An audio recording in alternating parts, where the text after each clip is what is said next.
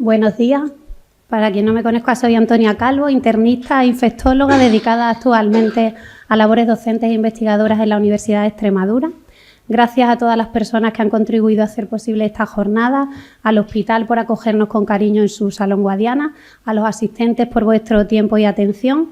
Y ahora continuamos las jornadas con una ponencia y mesa redonda sobre el uso de datos para la lucha contra las resistencias a antimicrobianos. Todos los aquí presentes tenemos conciencia de que la resistencia a los antimicrobianos es un serio problema de salud global y combatirlo a día de hoy ya es obligatorio. A nivel asistencial, un uso adecuado y exquisito de los antibióticos es más necesario que nunca y para ello se cuenta con los programas de uso racional de antibióticos o PROA. En la siguiente mesa redonda participarán los responsables del PROA de este hospital, el doctor Francisco Félix Rodríguez Vidigal, de la Unidad de Patología Infecciosa, el doctor Miguel Fajardo como jefe de servicio de microbiología y don Manuel Murillo Izquierdo de farmacia hospitalaria. En la ponencia previa a la mesa nos van a mostrar un ejemplo de cómo herramientas de inteligencia artificial puede contribuir a mejorar el pronóstico de los pacientes infectados por microorganismos multiresistentes.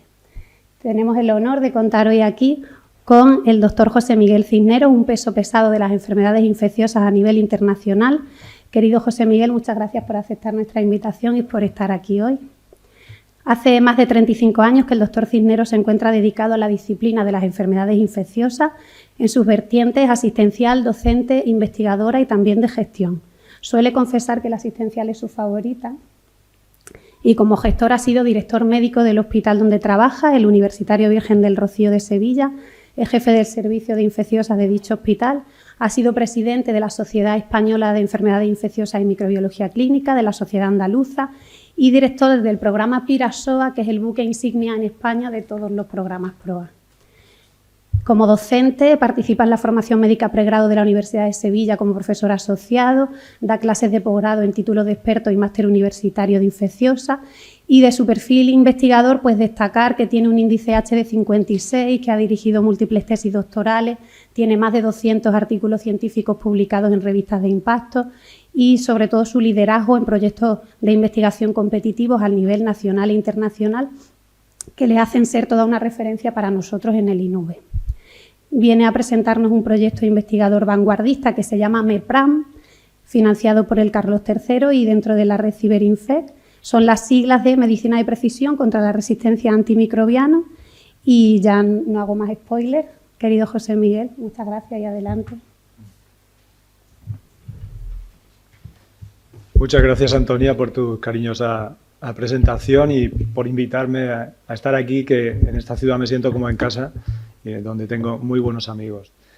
Para mí es realmente un placer estar con todos vosotros. Y sin más, paso en estos 40-45 minutos para luego dar paso a las preguntas, que será sin duda lo más interesante.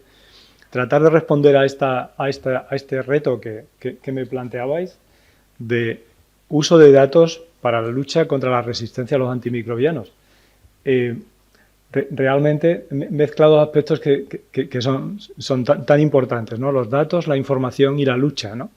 Y en este sentido, sin duda, la información es la clave para cualquier actividad, de mejora, de calidad, pero si la cuestión además es una lucha, es una cuestión de supervivencia, ¿no?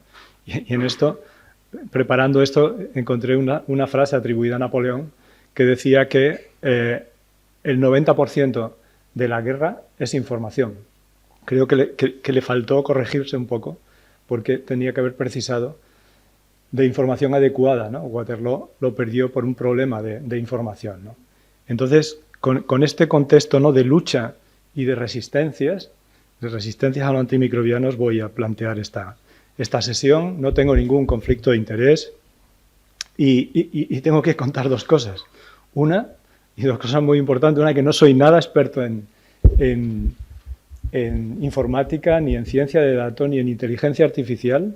Lo que estoy haciendo es, porque la otra COIP del proyecto, la doctora que participa en él, es la experta, ¿no?, que es Isabel. Y en ese sentido me he resistido a la tentación de preguntarle a ChatGPT cómo es la lucha contra las resistencias desde la información, desde los datos. No lo he hecho, os lo confieso, no lo he hecho. Y con este guión voy a tratar de desarrollarla. La primera, la vida antes de la inteligencia artificial, porque aunque el concepto es mucho más amplio que inteligencia artificial, realmente tuvimos una vida previa a la que me voy a referir, para luego ver la lucha por la información, la dificultad para conseguir la información, la lucha finalmente contra las resistencias bacterianas, si realmente es una lucha real o es un invento de los microbiólogos, de los infectólogos que les gusta esto y magnifican los datos y la información, y la pregunta de si es necesaria la inteligencia artificial para una de las herramientas que se emplean en la lucha contra las resistencias, que son los PROA, los programas de optimización de antibióticos. Y finalmente, para referirme a este proyecto que ha mencionado Antonia. Pues bien, vayamos a la vida antes de la inteligencia artificial. Cuando yo llegué a mi hospital de residente hace ya mucho tiempo, año 1986, y aprendí lo que era una pandorga. Yo he mirado en la RAE, en el diccionario de la RAE, y no coincide con lo que me enseñaron, que era una pandorga. De manera que lo mismo no lo conocen, pero la pandorga que yo conocí fue esta. Fue la hoja de recogida de datos del primer estudio que yo hice, que fue sobre brucelosis, hecha a mano, con las variables, como pueden ver aquí, brucelosis, hoja de recogida de datos del año, bueno, era retrospectivo, 9 septiembre del 85, con las variables del paciente, los datos, etcétera, y esto iba, esta hoja manual, esta ficha, que ahora haríamos en un Excel o en un SPS, esto iba a la pandorga. Esta era la pandorga. La pandorga era una hoja cuadriculada de 1 metro, que era plegable y extensible, en la que cada fila era un paciente y cada columna una variable, y manualmente iba colocando los resultados que había extraído de esta ficha. De manera que pueden ver cómo, y estamos hablando de brucelosis, los primeros 46 pacientes, la fila arriba, podemos ver señalado por la flecha roja, SUD, que es sudoración, ¿no? La clásica sudoración que aprendíamos, que tenía un olor a paja mojada de la brucelosis, y que aquí recogía con puntitos, y que al final tenían, si no me equivoco, al final un 31% o 39% de los pacientes que tenían brucelosis. Y más abajo seguía la información, ¿no? Se desplegaba y estaba la analítica, estaban los resultados microbiológicos y estaban las complicaciones. De manera que esta era la pandorga que nos permitió publicar este artículo con esos datos en el Antimicrobial Agent Chemotherapy, que fue referenciado en el Harrison durante esa edición como tratamiento de elección de la brucelosis, que previamente se hacía con la combinación de doxiciclina y rifampicina y, entre otras, gracias a este artículo, cambió a la utilización de doxiciclina con un periodo corto de streptomicina. Esto fue la vida antes de la inteligencia artificial y nos pusimos a luchar por la información porque esto era horroroso, esto era muy sacrificado, con la calculadora, en fin, lo podéis imaginar, ¿no? Y cuando pusimos en marcha el programa Pirasoa es un programa institucional del Sistema Sanitario Público Andaluz, que tuve el honor de coordinar desde su fundación, y que pretendía mejorar el uso de los antibióticos en hospitales y en atención primaria de todo el sistema sanitario y reducir las infecciones relacionadas con la asistencia sanitaria y específicamente también las nosocomiales por multiresistentes. Con ese objetivo tan ambicioso fue aprobado en 2013 y empezamos en 2014 en toda Andalucía, en todos los centros de salud, en todos los hospitales, con 630 profesionales con un nivel de motivación que se sumaron esta actividad a lo demás, porque no hubo ni un solo contrato para hacer esto, fue además de lo que hacían. Y claro, la primera pregunta es, ¿cómo hacemos esto? ¿Cómo metemos toda esta información? Y empezamos a preguntar a las TIC, ¿no? Las TIC, el acrónimo este, ¿no? De tecnologías de la información de cada hospital. No, pues mira, esto es muy complicado porque resulta que aquí tenemos el sistema tal y aquí está el sistema cual y aquí esto habría que hacer y habría que pedir un permiso para conseguir una base de datos común, esto quizá pudiera estar dentro de... Bueno, hicimos una estructura con los equipos de PROA y de IRAS en cada hospital, de PROA solo en cada centro de salud, con una plataforma digital en la que utilizamos una herramienta comercial, el SharePoint de Microsoft Office, porque lo otro era imposible ponerlo de acuerdo. Y todos estos centros, los responsables de los equipos de cada uno de estos centros, alimentaba esa base de datos común desde su hospital, desde su centro de salud periódicamente, cada trimestre, porque así son los datos de Pirasoa. Y resolvimos esta cuestión tecnológica difícil de salvar por esta singularidad de nuestros sistemas sanitarios. Y claro, uno tenía la sensación, dice, bueno, esto debe pasar aquí, ¿no? Porque bueno, estamos en Europa, pero estamos en España. Pues tratando de replicar esto, conseguí un proyecto europeo y tratamos de replicar esto en Europa, un mini Pirasoa en Europa, en el que participaron 11 países y lo publicamos en este artículo, ¿no? En él tratamos de replicar si era posible hacer esto que hacíamos ya en Andalucía, lo de recoger información de uso de antibióticos, de resistencias microbiológicas, de datos clínicos y analizarlas trimestralmente con un tiempo de demora aproximadamente de 2 meses y hacer retroalimentación a los que la producían y ponerla pública y transparente para que todos nos viéramos reflejados. Y el Hospital Virgen del Rocío tiene el más alto consumo de Andalucía, o por el contrario, no. Y lógicamente, entrar en esta estrategia de benchmarking o, mejor dicho, de mejora continua que aprendemos en el colegio, en la escuela, cuando no nos gusta estar los porretones, ¿no? Entonces, la sorpresa fue que en Europa, en estos 11 países europeos, solo 13 de 17 podían dar esta información no en 3 meses, como hacíamos, sino en 6 meses. De manera que vimos que este problema no era exclusivo, sino que era un problema bastante más generalizado, la dificultad de conseguir la información que tenemos, que generamos en grandes cantidades, pero la dificultad de vehicularla para hacer análisis con una información de calidad y una información recogida de esa manera.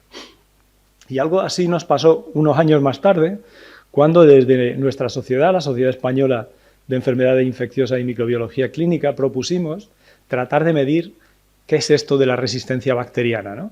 Es verdad que se hacen resistentes al antibiótico, pero esto tiene consecuencias en las personas. ¿Se mueren más las personas con una infección por una bacteria resistente que la que no? Y entonces diseñamos un estudio que tenía una periodicidad anual, 2018-19, 2020 no se pudo hacer y el tercero se hizo en el 23. Y claro, la primera problema era, ¿y cómo organizamos toda la información de tantos hospitales? Porque queríamos que fuera muy representativo. De hecho, conseguimos 88 hospitales que se sumaron con un clínico y un experto en infecciosas y un microbiólogo al proyecto en el primer año, 2018, y en el 2019, 133 hospitales y 130, por último, en el de 2023, representando, y esto es muy importante, porque en número no son tantos, pero representando en camas de hospitalización a nivel nacional el 40% de las camas, o sea, muy representativo. Entonces, ¿cómo ponerlo en común? Si ya en Andalucía habíamos visto esta dificultad y en Extremadura y en Castilla-La Mancha y tal, porque este hospital ha participado en este proyecto, ¿no? Tengo que decir, y agradecer. Entonces, bueno, pues volvimos a resolverlo porque era imposible con las bases de datos de cada uno de estos hospitales, que había en general 2, una de microbiología, otra en ocasiones de farmacia y luego la historia clínica digital. Entonces hicimos una historia única, una hoja de recogida única y la Pandorga pasó a ser este REDCap, que realmente es una base de datos muy bien diseñada y que, como conocen, pues respeta la privacidad y permite el trabajo en red. Y esto nos ayudó a resolver esas cuestiones técnicas y poder hacer estos 3 estudios que ahora veremos con más detalle, ¿no?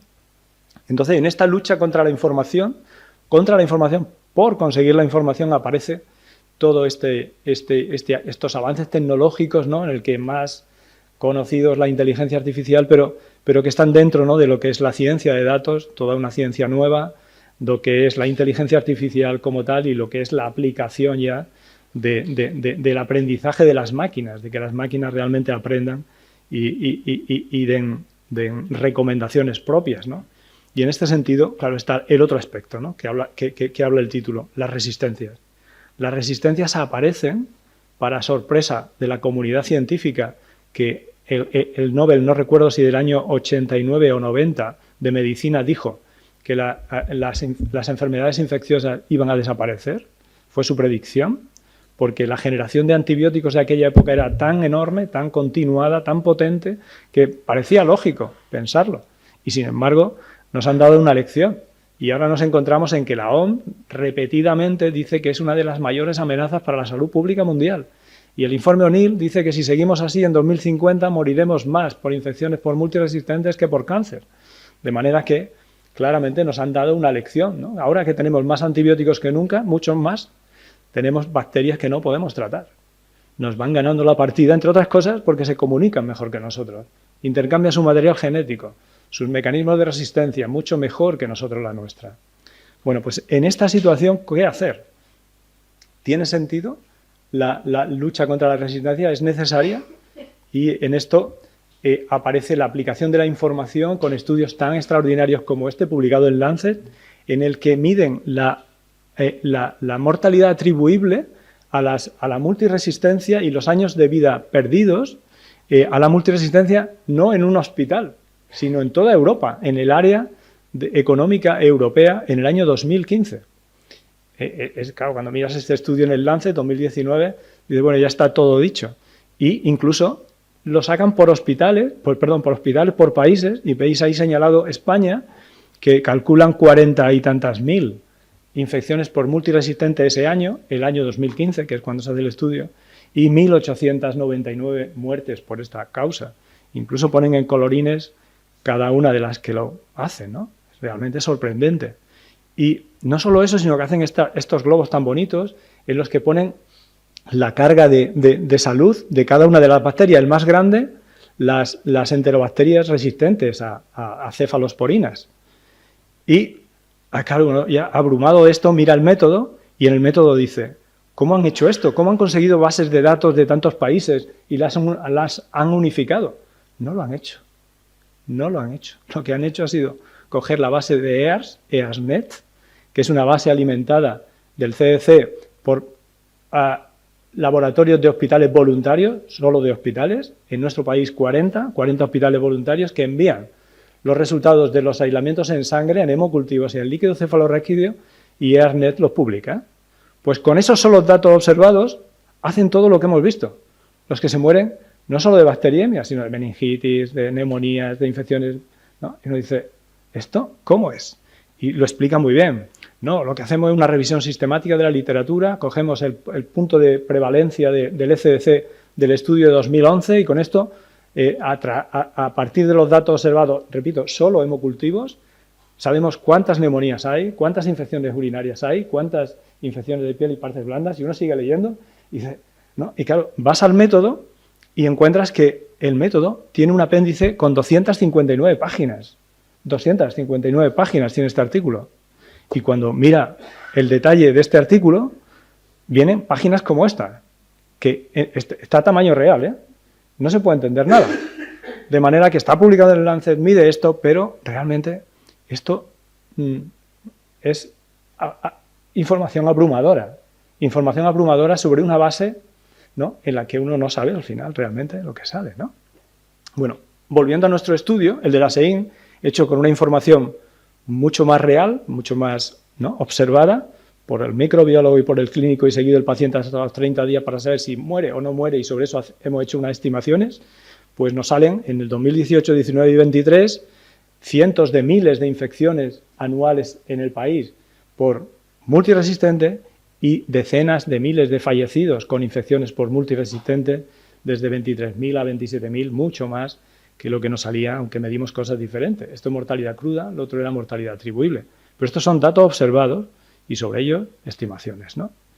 Esto está ahora mismo en revisión por el Lancet y realmente será de interés, ¿no?, ver qué modelo es el que tiene mayor aceptación.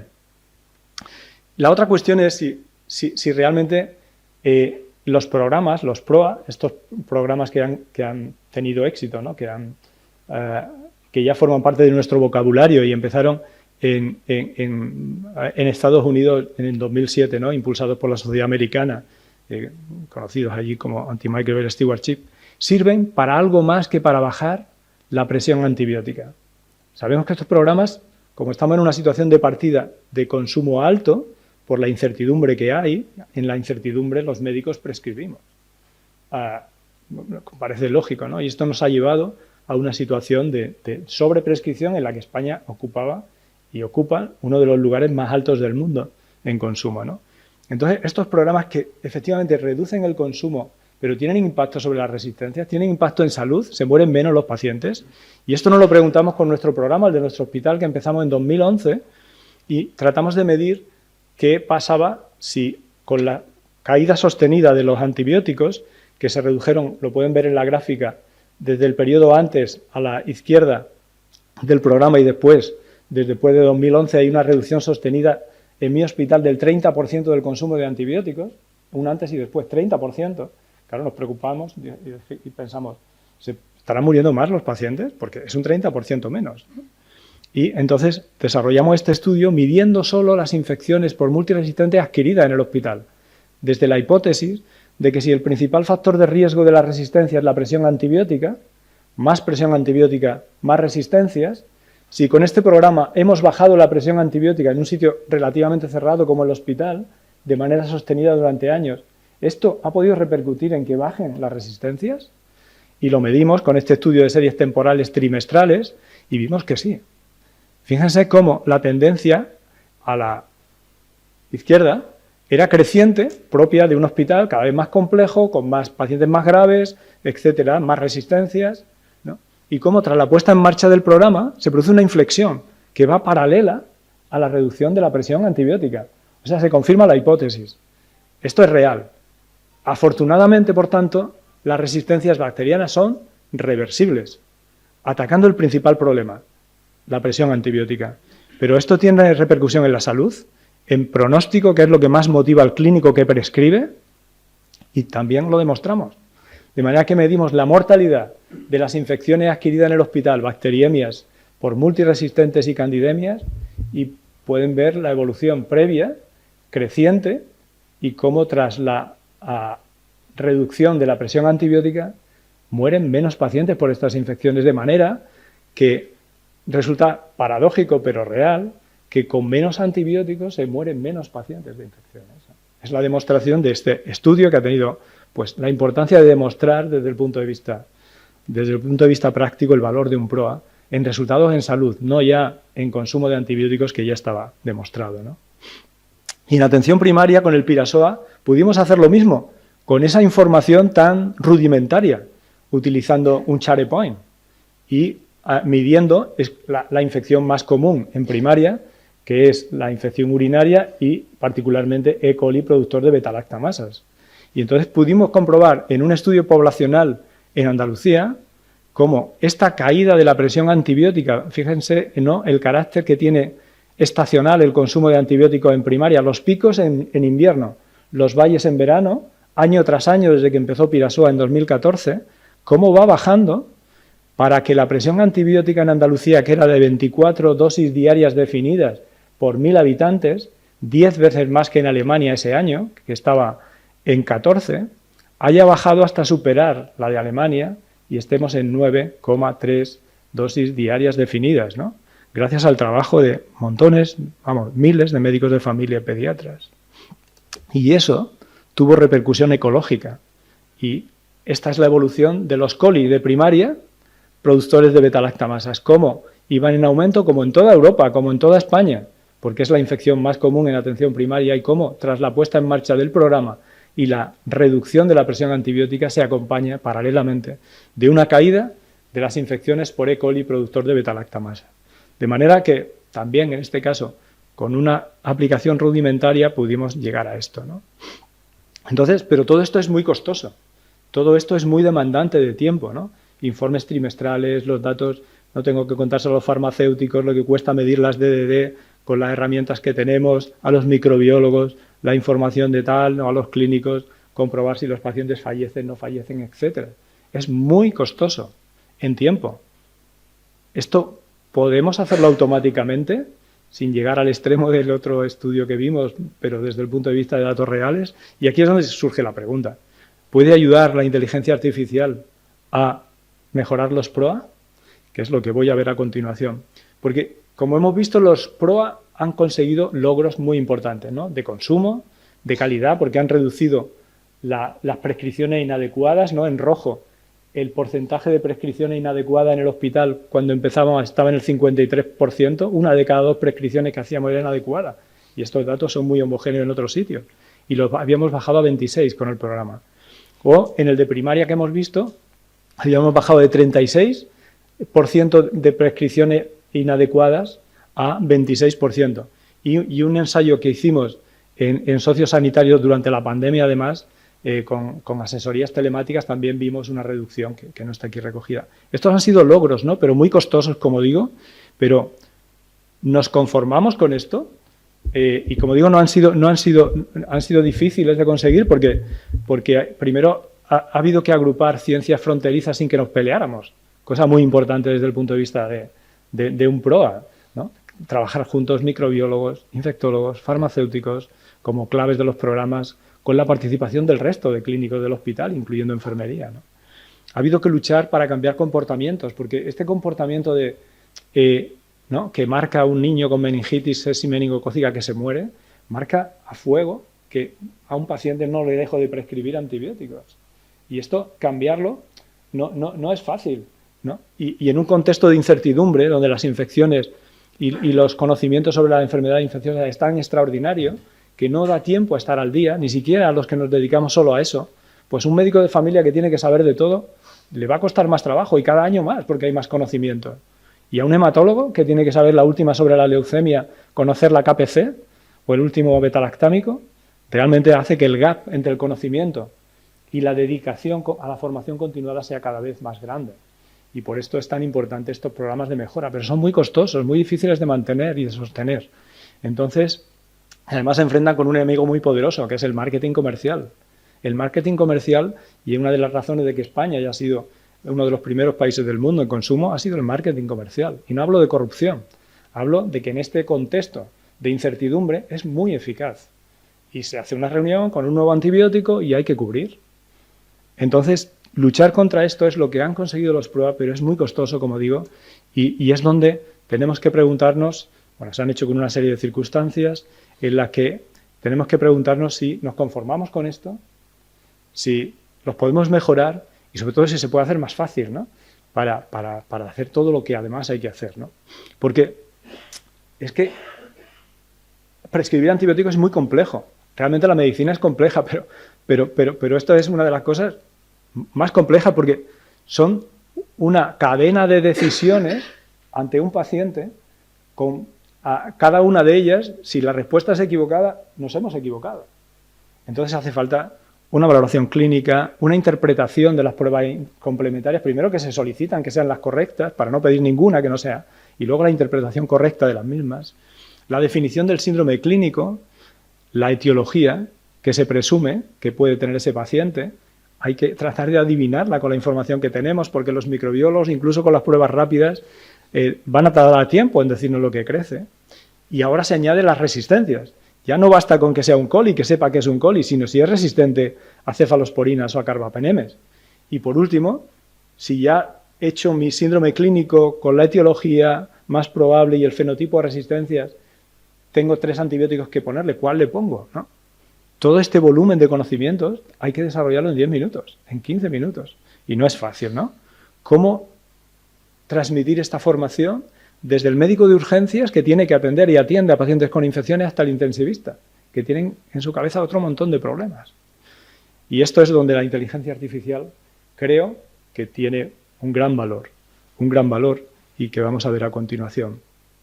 De estas características que señalo, que son básicas del PROA, a la izquierda, la necesidad de un equipo multidisciplinar, apoyo institucional, evaluación de indicadores periódica y la formación, La inteligencia artificial creo que puede ayudar en la evaluación de los indicadores extraordinariamente y hacerlo mucho más rápido que la dedicación que tienen que hacer farmacéuticos, microbiólogos, etcétera, a los indicadores periódicos, ¿no? La formación igualmente, ¿no? La revisión de las propias guías locales con inteligencia artificial, ya tenemos Open Evidence, que es fantástica, ¿no?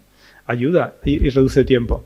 La retroalimentación de los resultados, lo mismo. E incluso las asesorías clínicas que hacemos dentro de nuestros programas la puede hacer la inteligencia artificial una vez que la hemos enseñado. Y esto tienen una serie de características los miembros de los PROA, que algunas creo que puede tener una máquina, como es el conocimiento, sin duda, y más que los miembros de los PROA, ¿no? Porque su capacidad de almacenamiento es infinito, y la tenacidad, porque no se cansan nunca. Pero ya tengo mis dudas de que la máquina tenga el mismo nivel de compromiso, el mismo nivel de responsabilidad, y luego la capacidad de liderazgo, ¿no? Que es imprescindible en estos programas, pero ya bastante tiene. Y entonces, ¿cómo puede ayudar la inteligencia en esta pirámide de decisiones que va desde qué le pasa a usted hasta qué le pongo, ¿no? Yo recuerdo cuando era R1 que venía un paciente de urgencias y siempre pensaba, cuando me decía, tengo fiebre, y mi primera pregunta es ¿qué le pongo? Pensaba yo, ¿qué le pongo? ¿No? Y digo, ¿cómo me acuerdo de aquello? ¿No? Porque claro, era la pregunta equivocada. Primero tenía que saber qué tiene, ¿no? Entonces, creo que puede ayudar en el síndrome clínico. Doctor Cisneros se está equivocando. No tiene una infección urinaria. ¿No se está dando cuenta que lo que está es séptico y lo más probable es que tenga un foco intraabdominal? Que la tirita de orina no sirve para nada, ¿no? Y me puede alertar la máquina. O la etiología que está pensando no es la probable porque resulta que este señor lleva un mes tomando quinolonas.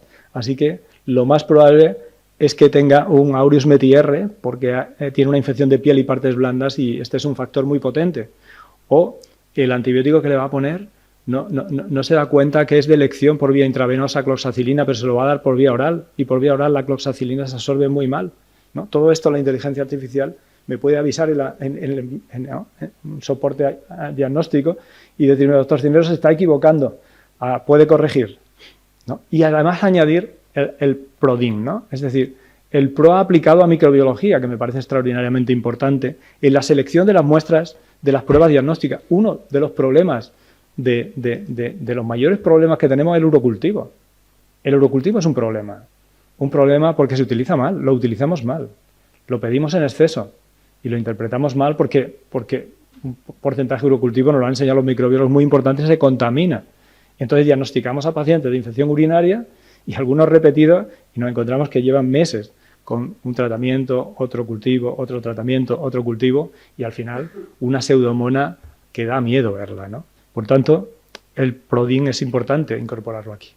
Entonces, este sería un poco el esquema, ¿no? Arriba el modelo clásico de atención al paciente, donde hacemos la historia clínica, el método clínico y con la incorporación de todos esos datos, que podemos incluso ayudarnos con la historia clínica digital, que es más rápida que la manual aquella de cuando era residente, hacer el método clínico y tratar de atender al paciente. O, mediante la Big Data, la incorporación de todos los datos del paciente, todos sus antecedentes, no solo de nuestro hospital, sino porque también estuvo aquí en Badajoz o pasó unas vacaciones en Barcelona, etcétera.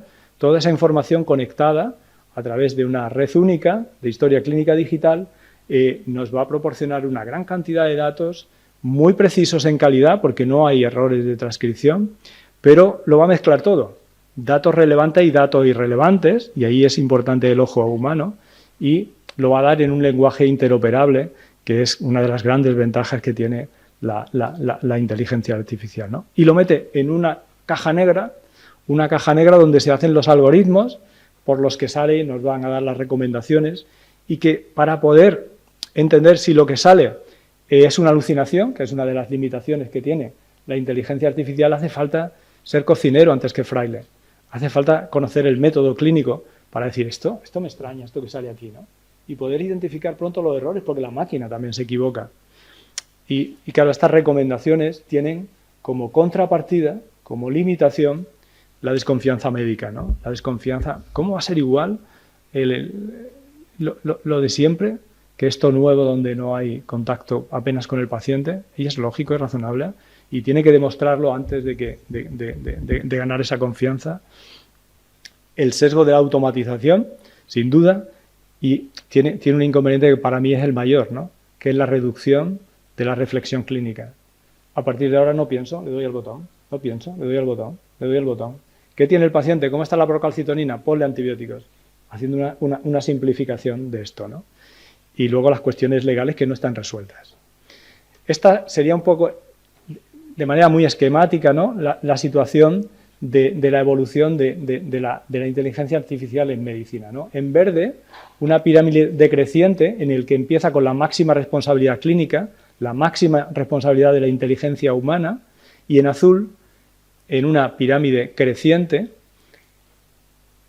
donde la inteligencia artificial es la que va tomando la responsabilidad hasta llegar al extremo, a la derecha de la diapositiva, donde todas las decisiones ya las tomaría la inteligencia artificial y nosotros no tendríamos nada que hacer. Nos iríamos a casa, no sé a qué hacer, ¿no? De manera que yo creo que estamos ahora mismo entre la fase 2 y 3 en esta situación. ¿Y dónde viene el proyecto MEPRAM? Bueno, tengo que decir que cuando, con todo este background, ¿no?, y esta historia previa de la Pandorga y el método clínico de toda la vida, planteé la posibilidad de hacer un proyecto de inteligencia artificial que yo tengo que decir que miraba por encima del hombro, pero esto cómo va a ser igual, pues aprendí o pensé, reflexioné, un día bajando a urgencias, que después de 14 años, ¿no?, 2011, 13 años, 12 años de PRIVAN, del PROA de nuestro hospital, volví a ver un paciente con un shock séptico que no habíamos diagnosticado.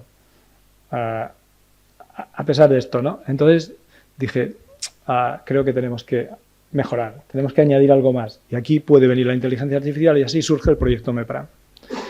Esto está integrado dentro de un gran proyecto que es la medicina de precisión contra la resistencia a los antimicrobianos, del que el IP es el doctor Jesús Oteo.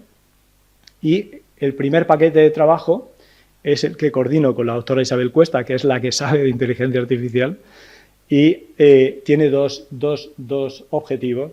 Uno, crear una plataforma integrada de datos clínicos, genómicos, que sean interoperables, y una segunda, la aplicación de Machine Learning para diagnosticar y tratar ese paciente de urgencias que no estamos diagnosticando.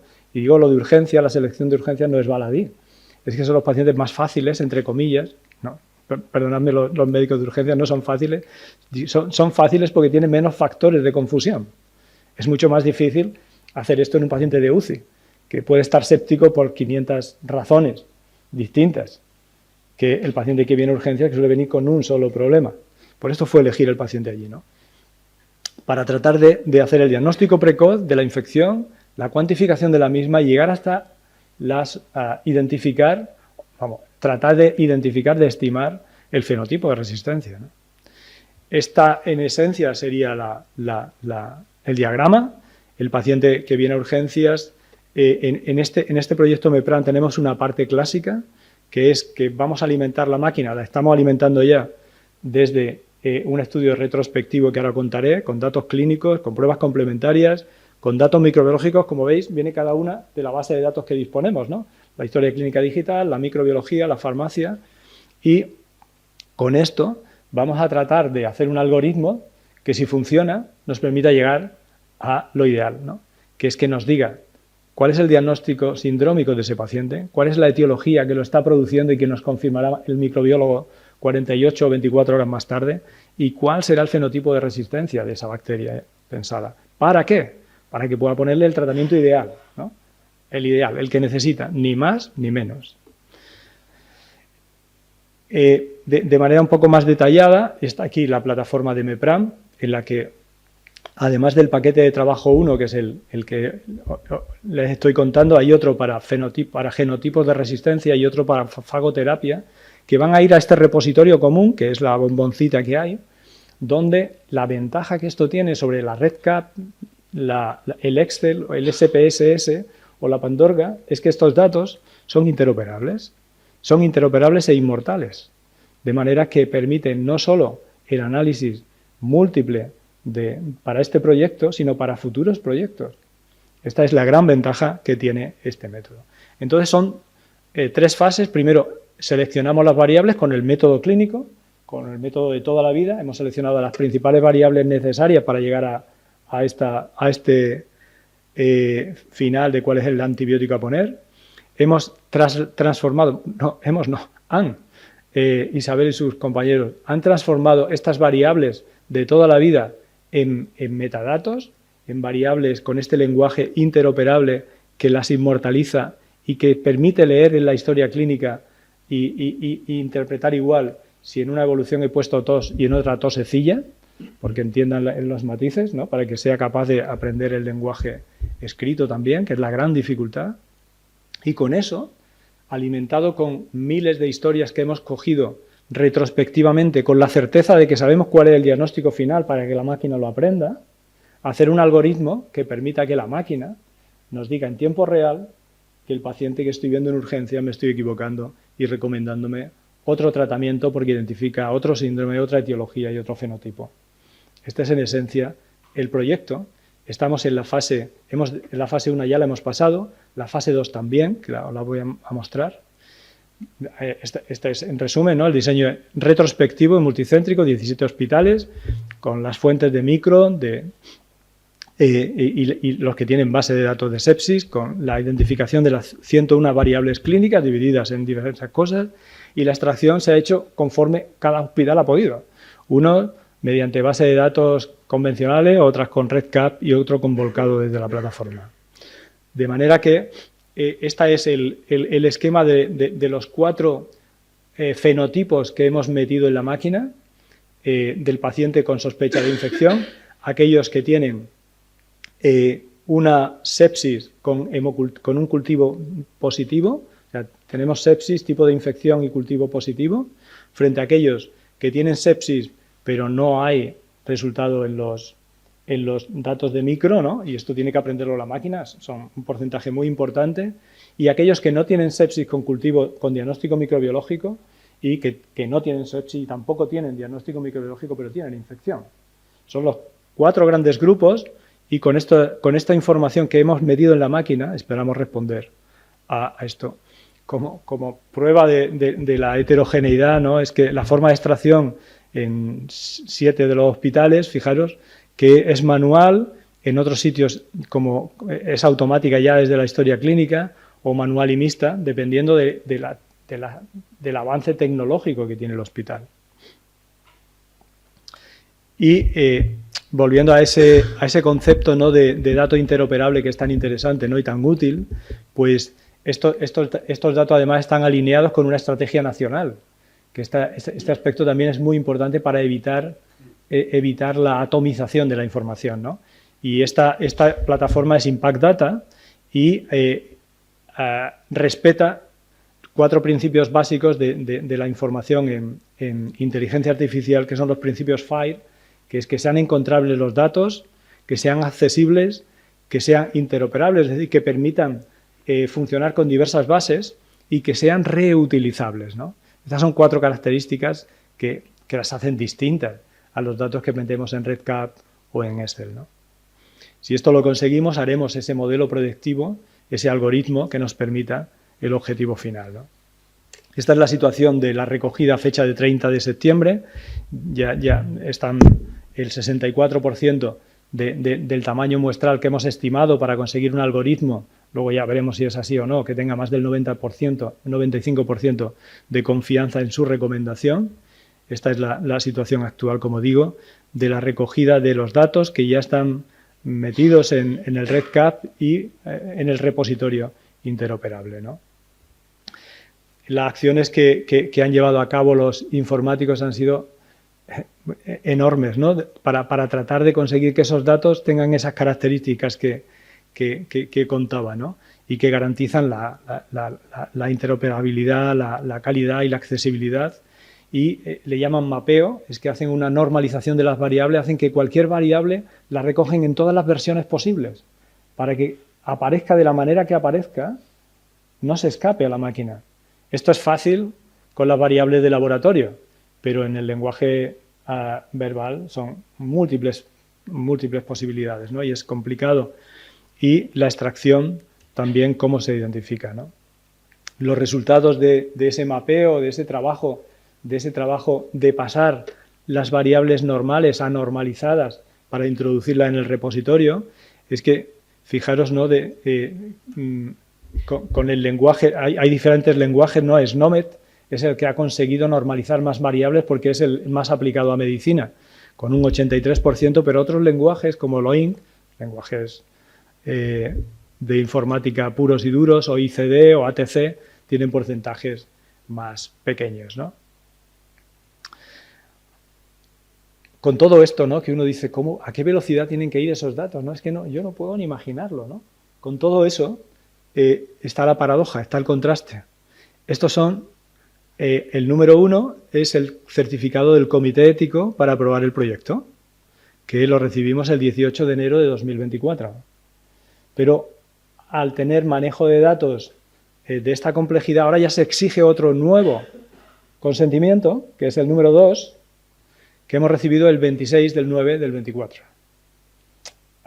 Quiero decir que los comités éticos y los comités de certificación de que el manejo de la información con estas nuevas tecnologías va a seguir siendo seguro, y yo entiendo que tiene que serlo, ¿no? Estamos periódicamente alertados por los hackeos de grandes compañías incluso, a pesar de sus múltiples mecanismos de seguridad, pero no puede ir con este ritmo, porque necesitamos ir al ritmo de las máquinas, sino al ritmo de nuestra burocracia.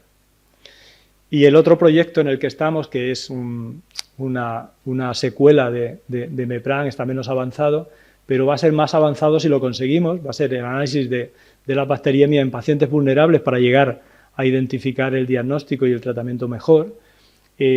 La metodología cambia en el sentido de que no va a haber recogida de datos retrospectiva, sino que va a ser volcado directo de las historias clínicas mediante la aplicación de Machine Learning, ¿no? No sé si lo conseguiremos, pero estamos muy ilusionados en ello, ¿no? Así que para terminar, creo que los PROA tienen que mejorar, ¿no? Han sido muy útiles. Los PROA no solo han reducido el consumo de antibióticos, no solo han reducido las resistencias, no solo son más eficientes de los programas de calidad que cuestan menos dinero. Y esto los gerentes del hospital se ponen muy contentos, porque dicen, ¿cómo? Una cosa que da calidad y además es más barato, que sale más barato, ¿esto tiene truco? No, no tiene truco, es real, es así.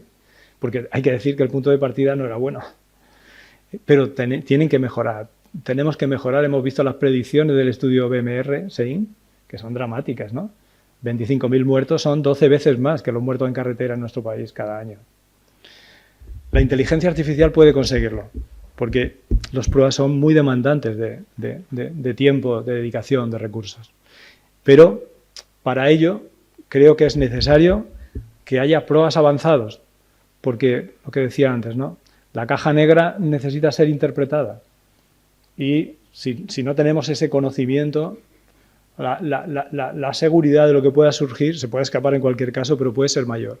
Y, por supuesto, necesitamos historias clínicas electrónicas interoperables. Ya podemos hacer datos interoperables, pero necesitamos historias clínicas interoperables a nivel nacional para que esto que contaba antes, ¿no? Si vemos un paciente aquí en Badajoz, pues que pueda tener la información de Sevilla y la de Barcelona si estuvo allí de visita, ¿no? Al mismo tiempo. Y luego necesitamos que haya investigación clínica aplicada a esto. No basta con que lo hagan, ¿no? Los que manejan las máquinas, porque necesitan la guía clínica, para que no se despisten mucho, ¿no? Porque en ese proceso, en esa escalera de decisiones, imaginaos por dónde se puede ir, ¿no? Viendo estudios abrumadores como el que conté del Lancet, ¿no? Así que, nada, esto es todo. Muchas gracias por vuestra atención.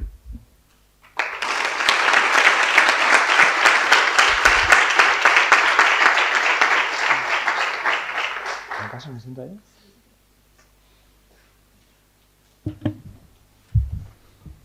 Muchas gracias, José Miguel. Menudo repaso. Si alguien del público quiere hacer una pregunta antes de iniciar el debate en la mesa redonda, es el momento. Nadie se atreve.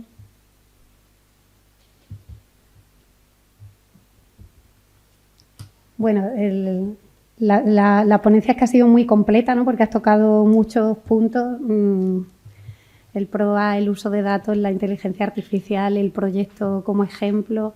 No sé por dónde vais a querer empezar, si queréis hablar de cómo está el PRO aquí, de cómo está el uso de datos aquí. Si empezamos preguntándole por el proyecto. Me gustaría mucho conocer vuestra información, sí, me gustaría mucho. Podemos hacer una pequeña semblanza de cómo funciona el PROA en pañales que tenemos en este hospital. Nosotros empezamos en torno a 2019, si nos retrotraemos a la búsqueda de bacteriemia, quizá un poco antes, 2016-2017. Y el principal problema con el que contamos es la escasez de medios humanos, no ya de tipo informático, sino humanos. Y bueno, tenemos una unidad de patología infecciosa minúscula para un hospital de 900 camas, 900 y pico. Y bueno, pues siempre con el esfuerzo de microbiología, farmacia y los miembros de la unidad infecciosa, pues hemos ido haciendo cosas, pero siempre muy poco, un nivel inferior al básico. De acuerdo. Bueno, yo lo primero que he sentido al ver tu exposición es envidia. Entonces, me parece muy bien la inteligencia artificial, pero aquí necesitamos ahora mismo dotación de Homo sapiens, inteligencia humana o disponibilidad humana. Y claro, uno pues se pone a actuar sobre la prescripción de antibióticos de amplio espectro. Parece que quizá durante años aquí han aumentado menos que en otros hospitales, por ejemplo, las enterobacterias con carbapenemasa, pero bueno, ya empiezan a aumentar también. Se consigue reducir el consumo de algunos antibióticos, pero al final yo lo que veo sobre todo es un desfase entre lo que nos has presentado, de utilizar herramientas de Big Data, de algoritmos, en un lugar donde lo que necesitamos es personal que recoja los datos en la historia clínica y que pueda pautar el tratamiento al paciente. Está por un lado la información y luego la comunicación. Por muy amplios que sean los datos, se necesita alguien que los interprete y que los resuma. Si farmacia nos da datos de pacientes que están recibiendo antibióticos de amplio espectro y no tenemos tiempo de ir a hablar con el médico que ha prescrito ese antibiótico, nunca vamos a funcionar, aunque el volumen de datos sea masivo. Entonces, bueno, eso es algo que causa envidia, pero claro, es imposible. Hay que empezar la casa por los cimientos, y los cimientos en la dotación de humanos, ¿no? Claro, yo he estado revisando una historia de filósofos que critican la inteligencia artificial. Bueno, al principio siempre uno tiene cierto resquemor, ¿no? Y bueno, te planteas que la forma de funcionar el ordenador o el logaritmo, es una comunicación, una información sintáctica, y nosotros utilizamos una información semántica, ¿no? Y nuestras elaboraciones mentales pues proceden de conexiones cerebrales que son como las de un ordenador, pero digamos que es una emergencia del cerebro. O sea, nuestra inteligencia es quizá no, seguro, es más desarrollada. Entonces, probablemente tengamos que fundir las dos inteligencias, la artificial, los big data, la máquina que nos proporciona enormes datos como un programa SPS o como una calculadora. Utilizas datos enormes, pero al final nosotros tenemos que organizar por dónde va. Sí, sin duda. Esto que cuenta de los recursos es un problema generalizado, ¿no? Es un problema que yo creo que está en todas partes. Y en esto lo que nos sirvió a nosotros fue un verbo, ¿no? El verbo priorizar. El verbo priorizar. Tenemos estos recursos, no tenemos más. De las cosas que hacemos, ¿podemos hacer algo más? Pues quizá un poquito, ¿no? O nada, pero hay algo que podamos dejar de hacer para hacer esto, si esto es tan importante. Y bueno, así funciona un poco, ¿no? Es importante entender, creo yo, que es un programa de tanto éxito, si se pone en marcha, que luego vienen los recursos, porque los resultados son muy espectaculares. Habéis visto, ¿no? Una reducción del 30%. Entonces, el principal es la gasolina emocional, ¿no? el salario emocional que eso produce a los miembros del equipo, de ver cómo las curvas se hacen así, dice, wow, ¿no?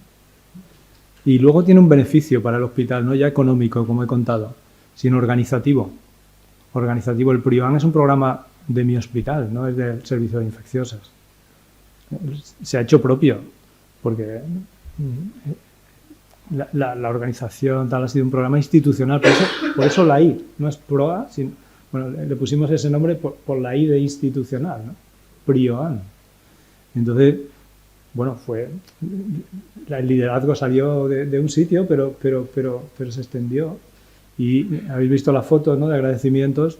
En esa foto hay intensivistas, hay microbiólogos, farmacéuticos, por supuesto, hay infectólogos, pero hay enfermeras, hay médicos de otros servicios que fuimos contándolo con el equipo directivo al lado en cada unidad, no en el salón de actos, que vienen los que pueden, ¿no?, son pocos, sino en las sesiones clínicas de cada servicio. En las sesiones clínicas tenemos un problema, vamos a poner un programa no impositivo, educativo, de formación, queremos vuestra colaboración, vais a tener la información periódica, necesitamos que elijáis el jefe, un profesional para que se incorpore al equipo y sea útil para trasladar la información, para participar en él, para hacer algo como las guías, ¿no?, que antes hacíamos desde que yo era residente de la guía de tratamiento empírico, las cambiamos. Entonces, neumonía, pues ¿quién va a hacer la guía de neumonías? Todos aquellos que ven neumonías, todos aquellos servicios. Que cada jefe elija uno, el que más conozca de ese tema, y ponemos de coordinador de esa guía el más prestigioso en ese tema. Las guías, bueno, y luego las pusimos en internet.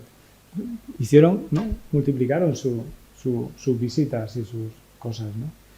Y lo que, en mi opinión, fue lo más importante fueron las asesorías clínicas. Esto fue un diseño que hicimos que tuvo, yo creo que su parte de innovación, porque estaba no en contra, sino era opuesto al modelo americano de auditoría clínica, que el modelo de auditoría es, no, ya está, yo voy a revisar tu historia, voy a entrar, voy a mirar cuál es la CMI, voy a mirar la edad del paciente, cómo está la creatinina, para decirte si el antibiótico era correcto o no. Eso era una asesoría. Y la nuestra no era esa. La nuestra era una revisión del último paciente que has tratado, Paco Félix, esta mañana, ¿te parece? Explicado, ¿no? Primero hay que contar lo que iba a ser así. Y con 7 preguntas estructuradas, repasábamos el tratamiento de ese paciente. No para corregirte, sino para ver si cada una de las preguntas, ¿no?, estaba indicado el tratamiento. Las pruebas que tenía indicación de pruebas de diagnóstico microbiológico y la interpretación ha sido correcta hasta llegar a la duración del tratamiento. Ir repasando ese síndrome, fuese infección urinaria, fuese neumonía, tal, con el prescriptor y en privado. Las cosas importantes las decimos en privado. Y estas son las que cambian el comportamiento. El impacto de las sesiones clínicas nosotros hacíamos montones. Y yo creo que está entre el 1 y el 1,5%. Bueno, es un cálculo absolutamente de mi cosecha, ¿no? Y claro, cuando yo contaba esto a los compañeros, tenemos que hacer asesorías clínicas. ¿Cómo? Con todo lo que hacemos, asesoría, ¿cómo vamos a hacer eso? Mira, vamos a ensayarlo. Estos son 10 minutos. 10 minutos. Se trata de que hagamos una a la semana. ¿Podemos hacer una a la semana dentro de todo lo que hacemos? Vamos a ir un poquito más tarde ese día, pero ¿podemos hacerla? Bueno, venga, vale. Y bueno, así empezó y así lo hicimos. Las asesorías clínicas aquí las hemos iniciado cuando, claro, sí, una por semana, diferentes servicios, habría que mejorarlo mucho, pero claro, si hay 5 miembros en la unidad y si hay quien se encarga de colaborar más en PROA está contratado para ensayo clínico y es un trabajo extra que hace. En esto lo que hicimos fue incorporar profesionales de otras unidades que formamos. Entonces tenemos sesiones, ¿no?, elegidos por su jefe, por su jefa. Elegimos, tenemos además una formación del equipo, una al mes, donde nos formamos en este tipo de cosas y donde repasamos toda la evolución del programa y hacemos formación específica de los nuevos antimicrobianos, lógicamente, porque si vamos a hacer asesorías para elevar el nivel de conocimiento transversal del hospital en antibióticos, los asesores tenemos que elevar nuestro nivel. Y entonces hemos incorporado profesionales de otros servicios para multiplicar los recursos, ¿no? Para multiplicar los recursos. Buenos días. Bueno, yo en primer lugar agradecer a la organización su confianza por sentarme al lado del doctor Cisneros, porque José Miguel en el ámbito microbiológico es conocido en España y fuera de España, entonces para mí es un placer estar sentado a tu lado y poderte aprovechar y que hayas invertido tu tiempo en venir a Badajoz. Con respecto a la parte antes de Nepran, nosotros, como dice Paco, tenemos cierta envidia porque vosotros habéis pasado ya del PROA a lo siguiente. Nosotros es verdad que estamos haciendo actividad relacionada con el PROA, no vamos a redundar en lo mismo, pero es fundamental el apoyo institucional. Nosotros tenemos un apoyo institucional como cuando en casa te daban permiso para hacer algo, pero siempre y cuando volvieras a la misma hora que te habían dicho. Entonces, tenemos ese apoyo, pero sin nada más. Yo creo que cuando llegue el certificado PROA y llegue el momento de los inspectores, nos pondrán en nuestro sitio y habrá que tomar las medidas, ¿no? Es cierto que hablas que antes sacar información era tedioso, era larguísimo y siempre íbamos por detrás, ¿no? Ahora, desde el punto de vista microbiológico, pues con los sistemas automatizados de antibiograma, tenemos un antibiograma fenotípico, tenemos PCR rápidas genotípicas, ahora estamos con la secuenciación de las resistencias bacterianas. ¿No llega un momento en que nos perdamos entre tanta información y no acabemos sacando la información clínica que se necesita en el momento de forma independiente que la información epidemiológica que se puede ir acumulando para luego ir viendo retrospectivamente los cambios? Y por otro lado, la inteligencia artificial es verdad que cuanta más información tengamos, más resultados nos va a dar. Pero si antes perdíamos tiempo en buscar información, ahora no vamos a perder tiempo en tener que darle a la máquina esa ingente cantidad de información. Bueno. Realmente son preguntas súper interesantes, ¿no? Miguel, yo estoy totalmente de acuerdo contigo, ¿no? Con tu preocupación, ¿no? Que interpreto en tu pregunta, ¿no? El volumen de información que el COVID ha introducido, ¿no? El COVID ha tenido algunas cosas buenas, ¿no? Y una ha sido que el desarrollo microbiológico de los hospitales españoles, yo no sé si diré un disparate, pero ha progresado 20 años, creo. 20 años, ¿no? 20 años. Y eso es una magnífica noticia. Pero tiene un pero, que hay que ponerle coto. Y hay que ponerle coto clínico. Porque si no, la capacidad de la inteligencia humana de procesar información es muy limitada. Y el nivel de formación, como decía, es cada vez más limitado porque estamos saturados de conocimientos. Entonces el riesgo de que una nueva tecnología, un nuevo test diagnóstico sea mal interpretado, se multiplica. Y esto tiene consecuencias. Entonces creo que esto es muy importante, que antes de introducir nada, lo meditemos bien, hagamos la formación necesaria para que sea bien utilizado. Yo creo que hay un ejemplo que con un reactivo, que es la procalcitonina. El consumo de procalcitonina, dependiendo de hospitales, varía entre 1 y 100. Y esto es que no lo estamos haciendo bien, una variabilidad de ese tipo. Y eso es un marcador mucho más simple que cualquiera de las técnicas de diagnóstico microbiológico que hacéis, ¿no? Entonces, claro, esto se ha introducido sin la formación suficiente y llega al extremo, ¿no? Que ridiculizaba yo, permitidme la expresión, ¿no? Cuando decía, ¿cómo tiene la procalcitonina? Ponle el antibiótico, quítale el antibiótico, ¿no? Y esto es con lo que hay que luchar, ¿no? Estoy de acuerdo. Estoy totalmente de acuerdo, Miguel. También has tocado un acrónimo que a los microbiólogos nos interesa mucho, que es PRODIN, ¿no? Programa de Optimización del Diagnóstico Microbiológico. Yo creo que PRODIN no es tan conocido como PROA, pero creo que es igual de necesario. Lo que no sé es qué opinión tienes tú, si el PRODIN formaría parte del PROA o el PRODIN es, vamos a decir, otra organización paralela que también ayuda de forma indirecta al consumo de antibióticos y a la buena utilización de los antibióticos. Muy bien, sin duda, no lo he puesto porque creo que es muy importante, ¿no? Creo que es muy importante, lo estábamos comentando ahora mismo, ¿no? Que es conocer muy bien el método de diagnóstico microbiológico, no la metodología como clínico, pero sí el valor predictivo positivo, negativo, las indicaciones, etcétera. Esto es fundamental y esto, en mi opinión, no tiene sentido hacerlo fuera de un programa marco. Cambiémosle el nombre, programa PROA PRIODIN, quiero decir que tiene que ir junto, tiene que ir vinculado, tiene que estar entrelazado, porque el éxito del PROA es que es de esas actividades que la clave del éxito del trabajo en equipo. Entonces, lo que hacemos ahora mismo es difícil hacerlo en solitario, ¿no? Ramón y Cajal ahora no podría el hombre hacer lo que hizo. Yo creo que esto es imprescindible entenderlo de esta manera, ¿no?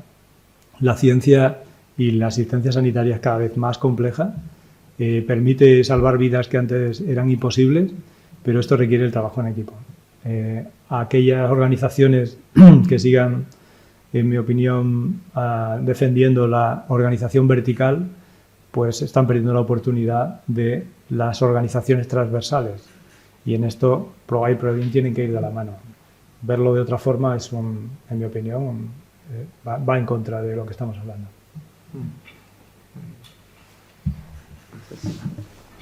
Manu, yo sé que desde farmacia siempre comentáis la dificultad en extraer algunos datos que para los PROA son decisivos, ¿no? Como las DDD y todo eso, pero luego a la vez la percepción que se tiene a nivel asistencial en el hospital de vuestro servicio es que, por ejemplo, con el programa de la prescripción electrónica aportáis aportáis una herramienta que facilita la asistencia, ¿no? Con vuestras recomendaciones, los ajustes renales de las dosis de antibióticos, alertas de que el paciente tiene alergia, ¿no? Entonces, quiero que aportes un punto de vista positivo también, aparte de quejarte, que es lícito y que quiero que aprovechéis el espacio para eso, ¿no? Quejaros de la falta de recursos humanos, de que la información es amplia, pero también hay otras cosas que no pueden quedarse en el tintero, que son positivas y que quiero que las pongas aquí, ¿vale? Vale. Bueno, se me escucha. Buenos días a todos. Lo primero, por supuesto, Antonia, darte las gracias por la organización, por la invitación. Para mí es un placer estar aquí, compartir con todos estos compañeros profesionales, por supuesto con el doctor Cisneros, al cual admiro, y además si uno busca, recientemente por ejemplo hice una búsqueda en PubMed, pues ve que hay casi 400 referencias en PubMed, con lo cual no creo que eso esté al alcance también de muchas personas y nos da un poco idea, ¿no?, del ponente que tenemos hoy aquí con nosotros. Yo por mi parte, y enlazándolo un poco con lo que comentaba Antonia, ¿qué es lo que hacemos desde farmacia, ¿no? Para el PROA, evidentemente con los recursos que tenemos, pero que también sí que creo en ese aspecto positivo, que hay cosas que valen la pena y merecen la pena y que dan los resultados. Por ejemplo, Paco, corrígeme si me equivoco, las localizaciones de meropenem, una simple localización semanal de todos los pacientes que tienen prescrito meropenem, esa revisión por vuestra parte de todos esos pacientes están demostrados con datos, todo el impacto positivo que tiene en lo que son pues las desprescripciones, el ajuste en función del espectro de pacientes que realmente no lo necesitaban, y ya lo hemos comentado incluso en algunas otras charlas, y fijaos qué cosa tan simple, ya generamos un beneficio perdiendo esos 5 o 10 minutos por nuestra parte cada semana el lunes a primera hora, ¿no? Y luego también llevándolo un poco a mi terreno, el tema del consumo de antibióticos, lo cual creo que es fundamental dentro del PROA, está claro que para analizar hay que medir. Y para medir, a día de hoy es verdad que hablamos mucho del tema de las DDD. No sé si, bueno, la definición probablemente todos las conozcamos, pero las DDD tampoco son la panacea. Las DDD es verdad que están estandarizadas, permiten unas comparaciones entre otros centros, pero también tienen una serie de limitaciones. Es decir, la exposición real de esa DDD, que como sabéis está definida por la OMS y que es algo cambiante, con lo cual a la hora primero de analizar cualquier estudio de los que estemos aquí, tenemos que ver si se ha modificado esa DDD de un año para otro. Por ejemplo, meropenem a día de hoy está en 3 gramos, antes no lo estaba. Al analizar datos a fecha de hoy no es lo mismo que analizar datos de hace algunos años. ¿Reflejan la dosis de práctica habitual? Pues no siempre. ¿Por qué? Porque si nosotros calculamos la DDD con una definición, como hemos dicho, de 3 gramos, ¿qué pasa con los pacientes críticos, donde las posologías son muy superiores, hasta 2 gramos por 8 horas? Al hacer ese análisis estaríamos diciendo cuánto se consume, pero es que la práctica habitual es que esos pacientes llevan una pauta distinta. Entonces esa es otra limitación grande de las DDDs. También estaréis conmigo que no es lo mismo que una DDD de 30 refleja la misma exposición entre diferentes tipos de pacientes. Una de 30 puede reflejar 10 días de tratamiento de un paciente con una posología de 1 gramo cada 8, pero también puede reflejar 5 días de tratamiento de un paciente con una posología de 2 gramos cada 8, con lo cual es otra limitación bastante grande. Y también la población expuesta, como acabamos de ver. Esas son cosas que hay limitaciones y que de hecho la agencia americana ya en el año 2016, en la guía ITSA, aboga por no solo tenemos quizás que analizar el tema de las DDD y quedarnos todos tan contentos, sino que tenemos que ir a otros indicadores, que también aprovecho para decir que no están estandarizados, pero que pueden, digamos, salvarnos ese gap, ¿no? Como puede ser, por ejemplo, los DOT o Days of Therapy, días de tratamiento. Esto que se aplica en poblaciones donde las DDD no llegan, como pueden ser, por ejemplo, pediatría, pacientes de insuficiencia renal, que por cierto aprovecho aquí un gran interés por parte de los pediatras para esa implantación del PROA en pediatría, pero que os podéis imaginar los recursos también que eso requiere, no solo humanos, sino materiales, de ajuste de todas las fichas, de dosificación, etcétera, a pacientes por peso. Pues evidentemente a mí me gustaría por un lado consultarle al doctor Cisneros si ellos, dentro de su práctica clínica habitual, aparte de las DDD, calculáis las DOT, porque hay artículos también como el de la doctora Retamar donde se hacen recomendaciones en este sentido, incluso la dosis diaria prescrita, que sí tiene una mayor concordancia con la realidad de la prescripción, como indicadores complementarios a las DDD. Eso por un lado. Después también el tema de cada cuánto las medimos. Hay un documento que yo creo que es muy bueno para aterrizar nuestra práctica clínica habitual, que es el documento que ha publicado el PRAN recientemente de los PROA en el caso de la atención hospitalaria. Lanzando un poco a la piscina, creo que el objetivo de este hospital debe ser intentar conseguir el grado básico de ese documento, porque perfectamente vienen definidos toda la serie de objetivos que hay que alcanzar dentro de los básicos. Y uno de ellos es efectivamente las DDD de forma anual.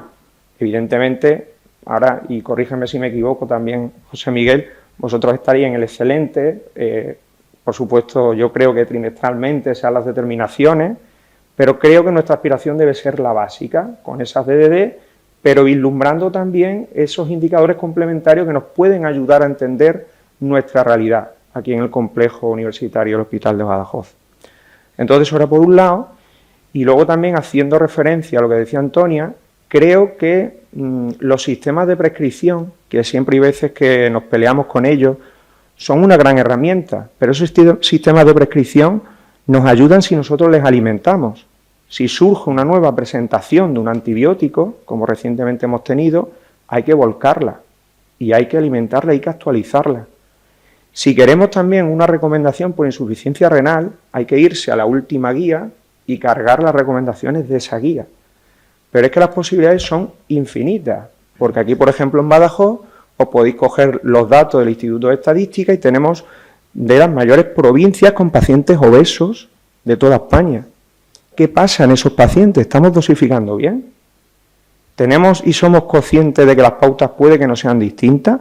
Que de hecho en el documento PRIOAN hay una referencia específica a este grupo de población para la dosificación en obesos. ¿Deberíamos implementar en nuestro programa esas pautas para esta población especial y poder afinar un poquito más y conseguir mejores resultados? Todo eso conlleva un trabajo que evidentemente se puede hacer, por supuesto, con los recursos necesarios.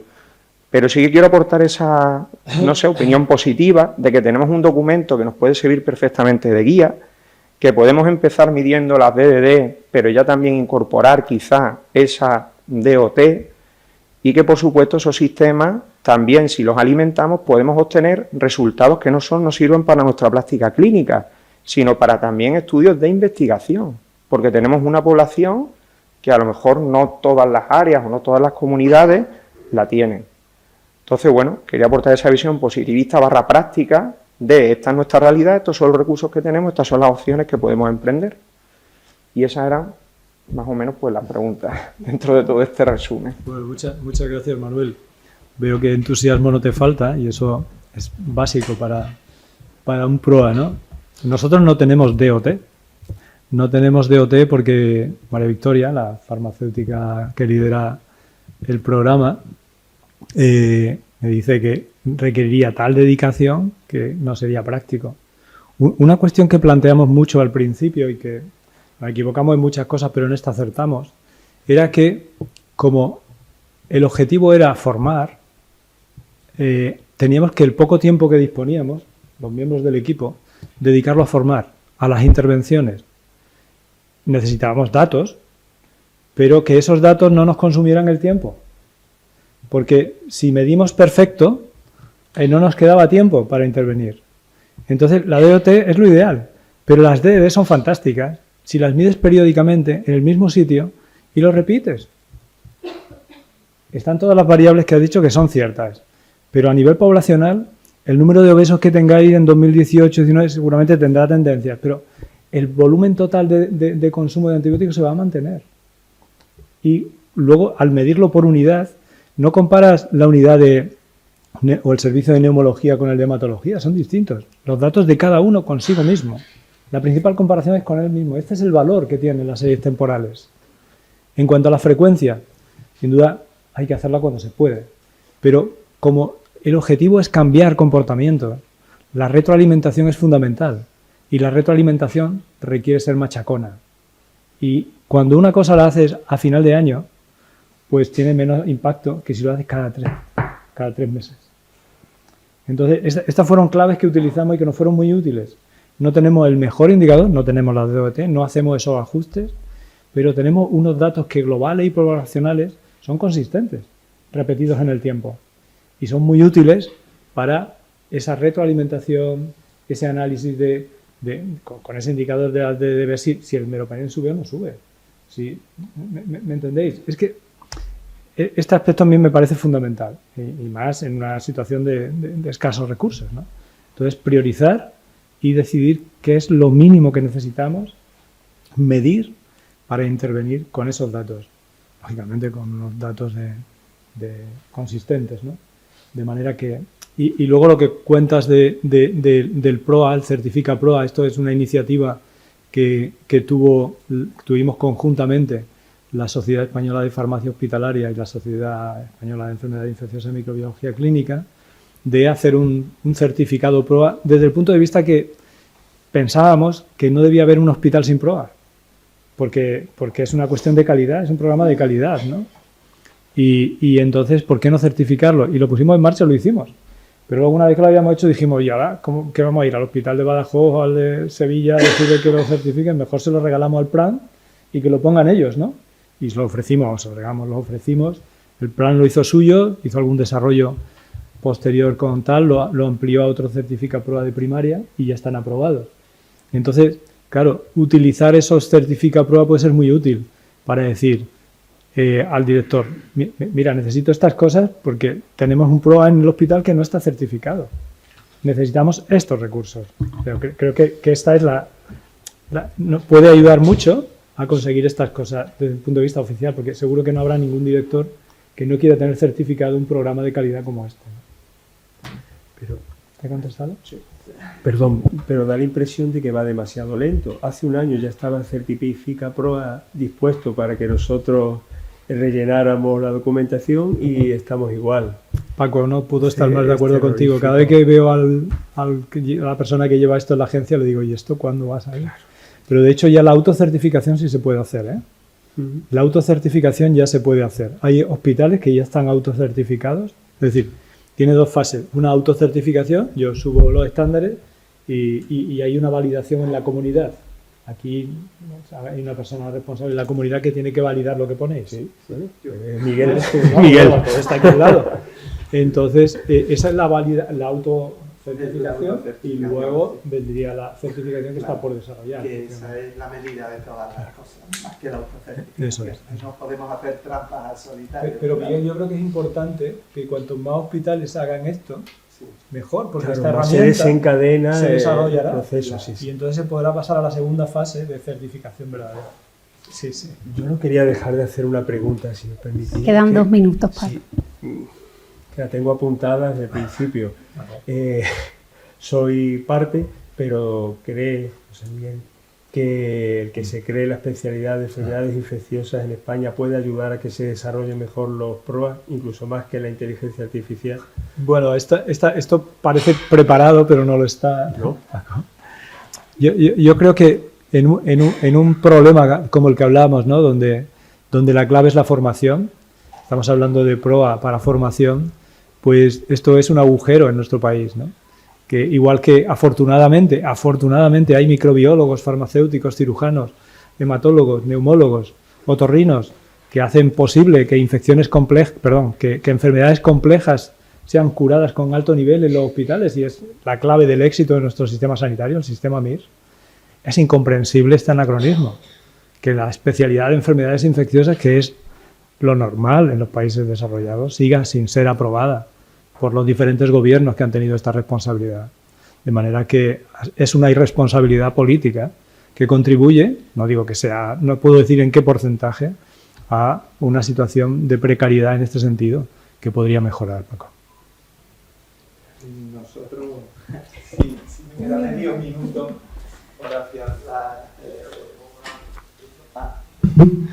Bueno, pues por afianzar la idea de José Miguel y la idea de todos los españoles infectólogos y microbiólogos de la especialidad, nosotros la apoyamos también sin duda alguna, pero no porque nos llevemos bien con vosotros, porque yo me lleve muy bien con Paco y como es mi amigo, yo prefiero lo que dice él a lo que dicen otros. Todo tiene que tener una base científica y la microbiología, como tú dices, de hace 4 años para acá ha avanzado tanto con respecto a 20 años atrás que generamos tal información y tal conocimiento que, sin ánimo de ofender a ninguna otra especialidad, porque todas tienen unos campos amplísimos para estudiar, nos da la sensación que cuando hablamos con algún facultativo no relacionado directamente con las enfermedades infecciosas, no nos entiende o no entiende el 100% de la información que le estamos dando. Entonces, si generamos tal cantidad de información, ¿por qué aprovechar solo una parte? Lo mejor es aprovecharla toda. Y eso se consigue pues teniendo, la propia palabra te llega, ¿no? Teniendo los especialistas indicados para usar ese 100% de la información. Y eso es la infectología. Yo creo que apoyo tus palabras totalmente. Bueno, aquí habrá pocos disidentes con esa idea, imagino, y podéis seguir vuestro debate ahora en el café. Muchas gracias, José Miguel. Quiero cerrar ya la sesión con una reflexión de Eric Topol, que probablemente le conoceréis. Eric Topol tiene un libro sobre inteligencia artificial y lo que él propone es acercarnos a la inteligencia artificial para humanizar la medicina, ¿no? Yo creo que la gráfica que has puesto de la inteligencia humana a la inteligencia artificial y el peligro de irse a la automatización total, que justo si encontramos el punto medio, en lugar de convertir con la inteligencia artificial la medicina en algo más automatizado o más inhumano, en sitios como el nuestro, precisamente, en el que hay poco recurso humano y siempre vamos mal de trabajo, a lo mejor es una herramienta que lo que puede hacer es ayudarnos a hacer una medicina mejor, justo como has presentado en el MEPRAM, ¿no? Si nosotros dentro de 2 años, ¿cuándo acaba el proyecto? En el 26, ¿no? Me parece.